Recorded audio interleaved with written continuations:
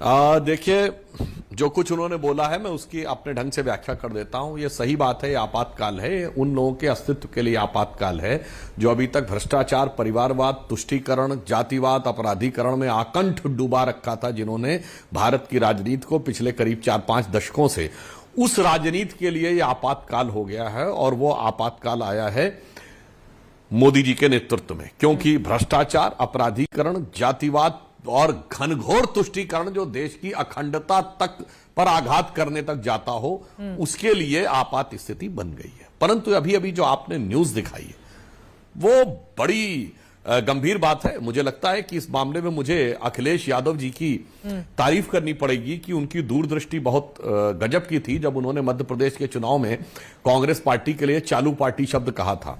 देखिए, एक तीर से कांग्रेस ने गजब के कई निशाने साधे हैं।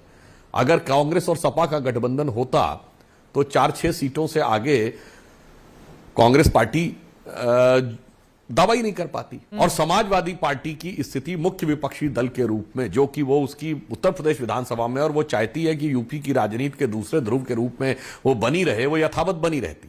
अब उसने एक ऐसी बात कही है, अब तो बसपा से जब बंटवारा होगा तो बसपा कहेगी लोकसभा तो हमारे ज्यादा थे। तो समाजवादी पार्टी को तो इस गठबंधन में बहुत बड़ा सेक्रीफाइस करने के लिए तैयार रहना होगा। और विपक्ष की जो स्पेस है वो भी अब तीनों में हो गई बराबर की। और अब जब इन दोनों में आपस में मतभेद होगा तो पंचायत कौन करेगा? कांग्रेस ही तो पंचायत करेगी ना। जब सपा बसपा के बीच में मतभेद होगा तो मैं कह सकता हूं कि कांग्रेस बहुत पुरानी पार्टी तो है मगर बहुत चतुर सयानी पार्टी है।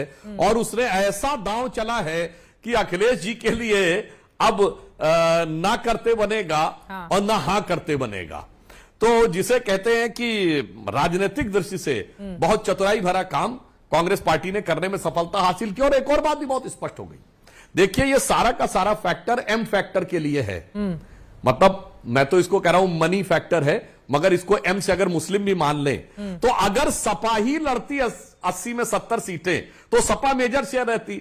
अब तो भाई एम का भी 3 जगह बंटवारा हो जाएगा तो विधानसभा में भी एम का कोई अकेला दावेदार नहीं रहेगा। अब मुझे लगता है अभी अखिलेश यादव जी जो भारत की राजनीति के अपेक्षाकृत सबसे युवा और फॉरेन रिटर्न और पढ़े लिखे लोगों में से एक हैं, अब देखना होगा कि वो इस चक्रव्यूह के भेदन में कैसे सफल हो पाते हैं। ठीक है, आपने जो बातें कही मुझे लग रहा है विपक्षी नेता सभी के चेहरे खिल उठे थे, उसके पीछे की वजह क्या है तहसीन जी?